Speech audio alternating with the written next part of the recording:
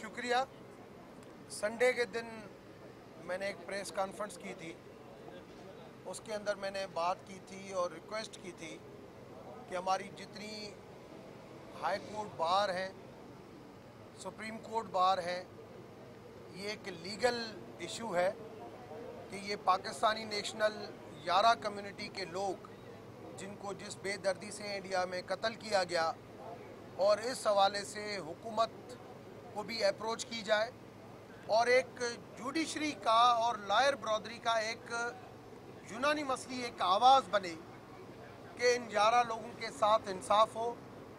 हुकूमत वैसे भी हमारे साथ काम करने के लिए तैयार है, पहले भी उन्होंने नोटिस लिया है, मगर मैं चाहता हूं कि इंटरनेशनल कोर्ट ऑफ जस्टिस में जाने के लिए हमारी पूरी जुडिशरी, हमारी जुडिशरी बरादरी, हमारी वकला बरादरी इस हवाले से गवर्नमेंट पाकिस्तान के सेक्रेटरी कैबिनेट और सेक्रेटरी फॉरेन अफेयर्स को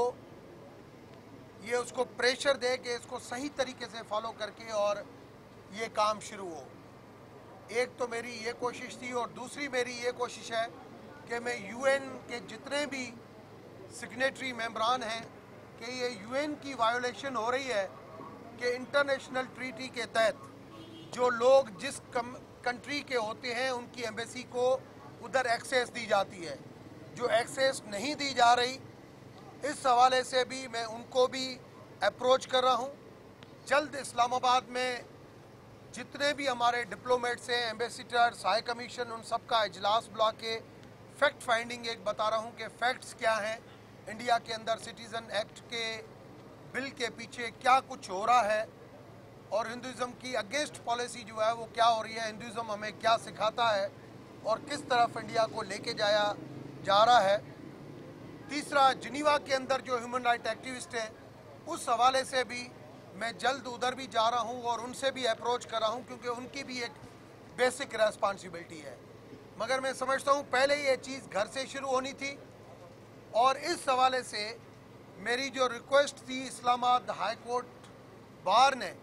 अपना एक सबूत मोहब्बत का दिया नॉन मुस्लिम कम्युनिटी के साथ,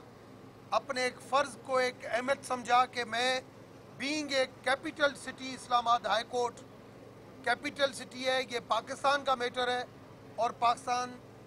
अपना इस्लामाबाद हाई कोर्ट बार ने ये पहल की और उन्होंने आज इस्लामाबाद हाई कोर्ट के अंदर एक सीपी दाखिल की हमारे हवाले से कि इनको इंसाफ दिया जाए, गवर्नमेंट को नोटिस इशू किए जाएँ। उस हवाले से मैं उनका शुक्रिया अदा करने आज इस्लामाबाद हाई कोर्ट बार के बाद बाहर जो है वो प्रेसिडेंट साहब, जनरल सेक्रेटरी और दूसरे वकला बरादरी के लोग जो आज मैं खुद मौजूद नहीं था मगर वहाँ पे सारे पेश हुए हैं और ऐसे समझो कि ये मेरा केस खुद लड़ रहे हैं, तो मैं उनका शुक्रिया भी अदा करूँगा। और मैं ये फ़र्ज़ समझता हूँ कि सारी बार, हाई कोर्ट बार, सुप्रीम कोर्ट बार, वो इसी जज्बे के साथ इस चीज़ को ऐसे ले कि इंटरनेशनल कोर्ट ऑफ जस्टिस वो ये समझे कि हुकूमत सिर्फ ऐसे नहीं मगर इस हुकूमत के पीछे सारे पाकिस्तान की वकला बरादरी, सारे पाकिस्तान की जुडिशरी एक ही पेज के ऊपर खड़ी है कि इनके साथ जो इंटरनेशनल ट्रीटी है, इन 11 लोगों के खून का हिसाब लेना चाहिए, एम्बेसी को एक्सेस देना चाहिए, फेयर इन्वेस्टिगेशन होनी चाहिए और एक जो चेहरा है वो सामने आना चाहिए कि सिटीज़न एक्ट के पीछे जो वहाँ की तंजीमें हैं, जो वहाँ की एजेंसी है, वो कौन सा गिनोवा काम कर रही है और ये चीज़ें दुनिया को पता चले कि भारत जो माजी में एक सेक्युलर कंट्री था वो आज किस रास्ते के ऊपर चल पड़ा है और उसका अंत क्या होना चाहिए। मैं अब आखिर में फिर शुक्रिया अदा करूँगा और मैं प्रेसिडेंट साहब को बताऊँगा, प्रेसिडेंट साहब को रिक्वेस्ट करूँगा कि वो खुद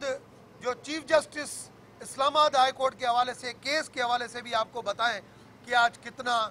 पॉजिटिव रेस्पॉन्स जो है वो मिला है। बिस्मिल्लाहिर्रहमानिर्रहीम।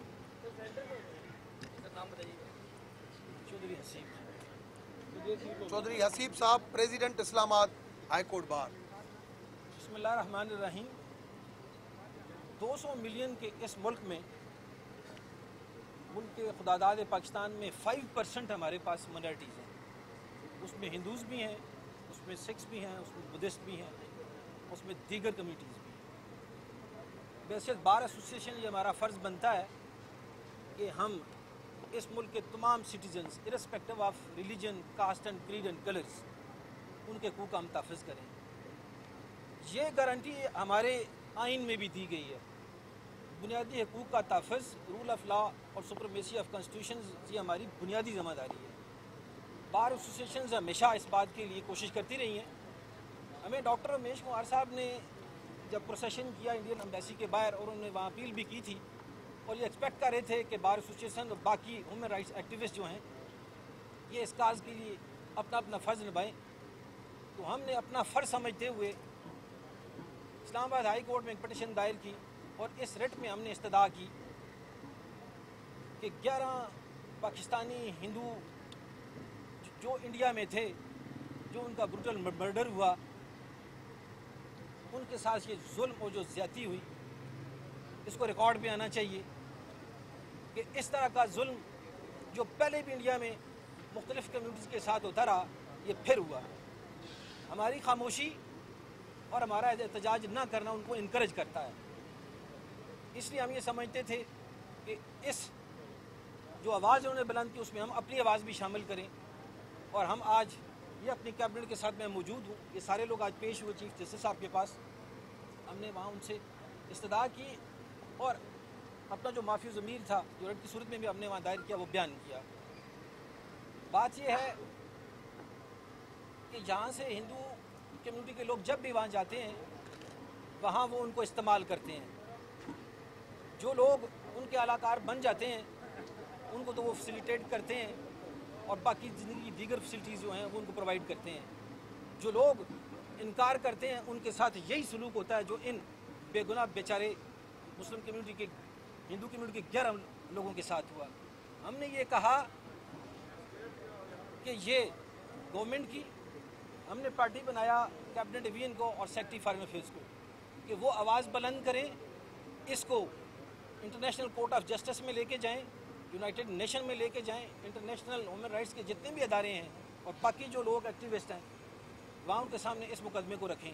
ताकि ये चीज़ रिकॉर्ड पे आए कि इंडिया का असल चेहरा भी सामने आए कि वो क्या कर रहा है। और ये अरसा दराज से ये काम जारी है, ये पहला मौका नहीं है। इससे पहले समझौता एक्सप्रेस देख लें, आप कश्मीर के इशू देख लें, और बाकी मामला देख लें। पाकिस्तान जो कुछ भी नहीं करता, उसके बावजूद ये बहुत सी चीज़ें फेस करता है, और वो सब कुछ करके भी दुनिया उस पर बिल्कुल बात नहीं करती। मैं ये समझता हूँ ये मौका है। हम ये चाहते हैं कि ये रिस्पॉन्डेंट्स जिनको चीफ जस्टिस साहब ने नोटिस किया और उनको कहा कि आप रिप्लाई फ़ाइल करें और जवाब दें इस पिटीशन का, और उन्होंने न सिर्फ हमें अप्रिशिएट किया बल्कि ये कहा चूँकि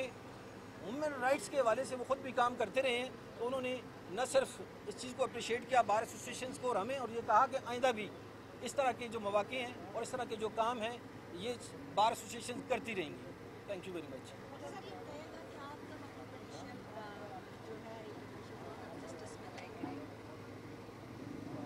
देखिए,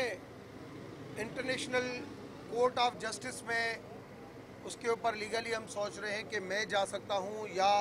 सिर्फ गवर्नमेंट जा सकती है। इस वक्त तक यही है कि गवर्नमेंट जाएगी,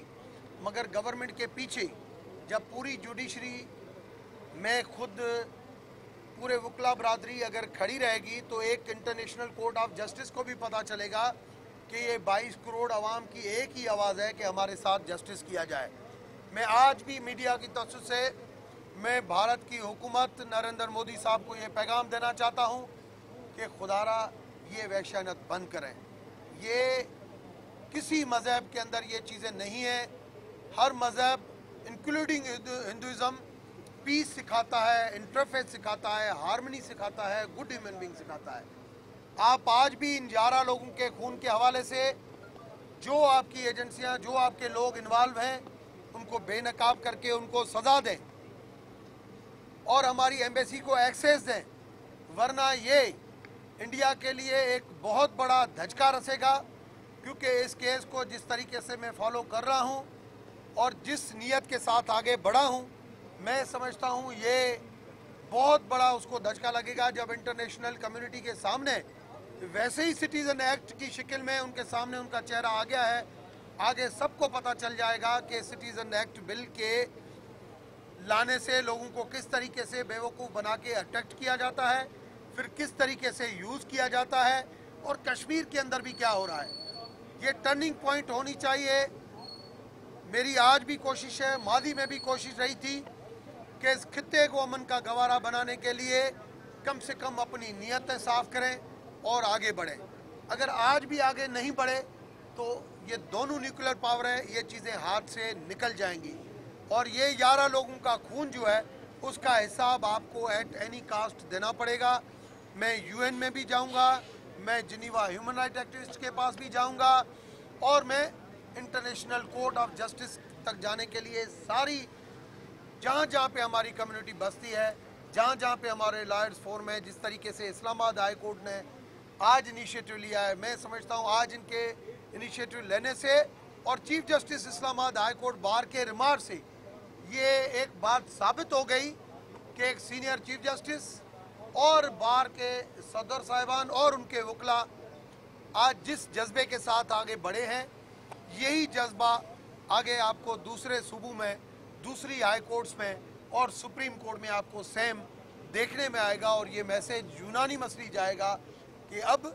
अभी भी अगर उनको होश नहीं आता है तो फिर तो खुदा उनको होश देगा। सर, बाबरी मस्जिद की शादी में मुलव्वस 32 मुसलमान थे, लखनऊ की अदालत ने तमाम को बरी कर दिया। थोड़ी देर कबल ये फैसला, इस पर क्या कहेंगे? मैंने ये बात की है कि एक पाकिस्तान की सुप्रीम कोर्ट है जो माइनॉरिटी राइट्स के ऊपर 19 जून 2014 की मेरे आर्ग्यूमेंट्स के ऊपर जजमेंट देती है, और दूसरी एक तरफ उधर सुप्रीम कोर्ट है जो अल्लाह का घर मिटा के भगवान का घर बनाना जा रही है। मैं खुद रामायण का फॉलोअर हूँ, श्रीमद् भगवद गीता का फॉलोअर हूँ, मगर सच्चा फॉलोअर हूँ, ढोंगी फॉलोअर नहीं हूँ कि जो ये कहें कि अल्लाह का किसी मजहबी किताब में ये नहीं लिखा हुआ है। गलत बनी सही बनी, मगर आप जो भी उसको कहें,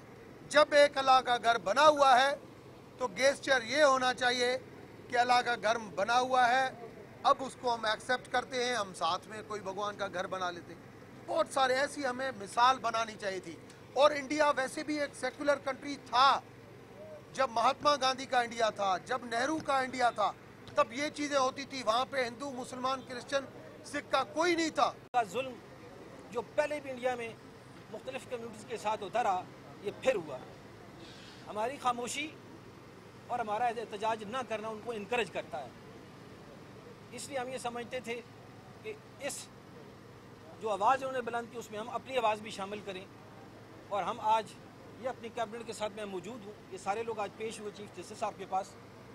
हमने वहाँ उनसे इस्तदा की और अपना जो माफ़ी ज़मीर था जो रट की सूरत में भी हमने वहाँ दायर किया वो बयान किया।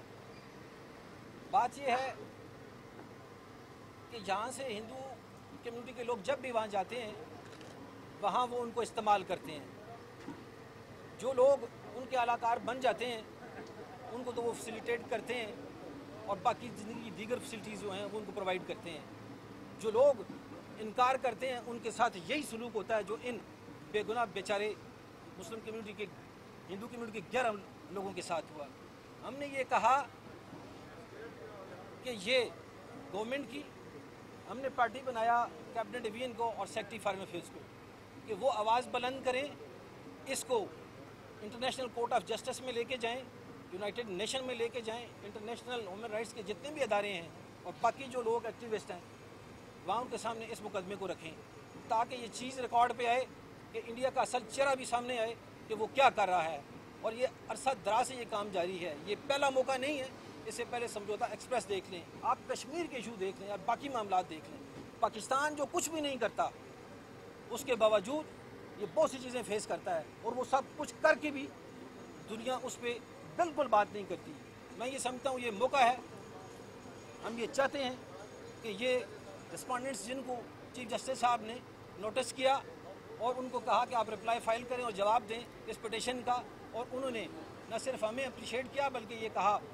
चूँकि ह्यूमन राइट्स के हवाले से वो ख़ुद भी काम करते रहे हैं, तो उन्होंने न सिर्फ इस चीज़ को अप्रिशिएट किया बार एसोसिएशंस को और हमें, और ये कहा कि आइंदा भी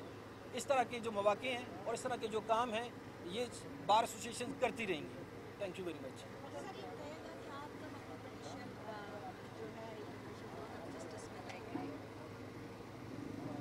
देखिए, इंटरनेशनल कोर्ट ऑफ जस्टिस में उसके ऊपर लीगली हम सोच रहे हैं कि मैं जा सकता हूं या सिर्फ गवर्नमेंट जा सकती है। इस वक्त तक यही है कि गवर्नमेंट जाएगी, मगर गवर्नमेंट के पीछे जब पूरी जुडिशरी में खुद पूरे वकला बरादरी अगर खड़ी रहेगी तो एक इंटरनेशनल कोर्ट ऑफ जस्टिस को भी पता चलेगा कि ये 22 करोड़ आवाम की एक ही आवाज़ है कि हमारे साथ जस्टिस किया जाए। मैं आज भी मीडिया की तरफ से मैं भारत की हुकूमत नरेंद्र मोदी साहब को ये पैगाम देना चाहता हूँ कि खुदारा ये वहशानत बंद करें। ये किसी मज़हब के अंदर ये चीज़ें नहीं हैं। हर मज़हब इंक्लूडिंग हिंदुज़म पीस सिखाता है, इंटरफेस सिखाता है, हार्मनी सिखाता है, गुड ह्यूमन बीइंग सिखाता है। आप आज भी इन 11 लोगों के खून के हवाले से जो आपकी एजेंसियां, जो आपके लोग इन्वॉल्व हैं, उनको बेनकाब करके उनको सज़ा दें और हमारी एम्बेसी को एक्सेस दें, वरना ये इंडिया के लिए एक बहुत बड़ा धचका रसेगा। क्योंकि इस केस को जिस तरीके से मैं फॉलो कर रहा हूँ और जिस नीयत के साथ आगे बढ़ा हूँ, मैं समझता हूँ ये बहुत बड़ा उसको धचका लगेगा जब इंटरनेशनल कम्युनिटी के सामने वैसे ही सिटीज़न एक्ट की शक्ल में उनके सामने उनका चेहरा आ गया है। आगे सबको पता चल जाएगा कि सिटीज़न एक्ट बिल के लाने से लोगों को किस तरीके से बेवकूफ़ बना के अटैक्ट किया जाता है, फिर किस तरीके से यूज़ किया जाता है और कश्मीर के अंदर भी क्या हो रहा है। ये टर्निंग पॉइंट होनी चाहिए। मेरी आज भी कोशिश है, मादी में भी कोशिश रही थी कि इस खित्ते को अमन का गवारा बनाने के लिए कम से कम अपनी नीयतें साफ करें और आगे बढ़ें। अगर आज भी आगे नहीं बढ़े तो ये दोनों न्यूक्लियर पावर है, ये चीज़ें हाथ से निकल जाएंगी और ये 11 लोगों का खून जो है उसका हिसाब आपको एट एनी कास्ट देना पड़ेगा। मैं यूएन में भी जाऊंगा, मैं जिनीवा ह्यूमन राइट एक्टिविस्ट के पास भी जाऊंगा और मैं इंटरनेशनल कोर्ट ऑफ जस्टिस तक जाने के लिए सारी जहाँ जहाँ पे हमारी कम्युनिटी बसती है, जहाँ जहाँ पे हमारे लॉयर्स फोरम है, जिस तरीके से इस्लामाबाद हाई कोर्ट ने आज इनिशिएटिव लिया है, मैं समझता हूँ आज इनके इनिशिएटिव लेने से और chief justice Islamabad high court bar के रिमार्क से ये एक बात साबित हो गई कि एक सीनियर चीफ जस्टिस और बार के सदर साहिबान और उनके वकला आज जिस जज्बे के साथ आगे बढ़े हैं, यही जज्बा आगे आपको दूसरे सूबों में, दूसरी हाई कोर्ट्स में और सुप्रीम कोर्ट में आपको सेम देखने में आएगा और ये मैसेज यूनानी मसली जाएगा कि अब अभी भी अगर उनको होश नहीं आता है तो फिर तो खुदा उनको होश देगा। सर, बाबरी मस्जिद की शादी में मुलव्वस 32वीं मुकदमात से लखनऊ की अदालत ने तमाम को बरी कर दिया। अब थोड़ी देर कबल ये फैसला, इस पर क्या कहेंगे? मैंने ये बात की है कि एक पाकिस्तान की सुप्रीम कोर्ट है जो माइनॉरिटी राइट्स के ऊपर 19 जून 2014 की मेरे आर्ग्यूमेंट्स के ऊपर जजमेंट देती है और दूसरी एक तरफ उधर सुप्रीम कोर्ट है जो अल्लाह का घर मिटा के भगवान का घर बनाना जा रही है। मैं खुद रामायण का फॉलोअर हूँ, श्रीमद् भगवद गीता का फॉलोअर हूँ, मगर सच्चा फॉलोअर हूँ, ढोंगी फॉलोअर नहीं हूँ कि जो ये कहें कि अल्लाह का किसी मजहबी किताब में ये नहीं लिखा हुआ है। गलत बनी सही बनी, मगर आप जो भी उसको कहें, जब एक अल्लाह का घर बना हुआ है तो गेस्चर ये होना चाहिए कि अल्लाह का घर बना हुआ है, अब उसको हम एक्सेप्ट करते हैं, हम साथ में कोई भगवान का घर बना लेते हैं। बहुत सारे ऐसी हमें मिसाल बनानी चाहिए थी। और इंडिया वैसे भी एक सेकुलर कंट्री था,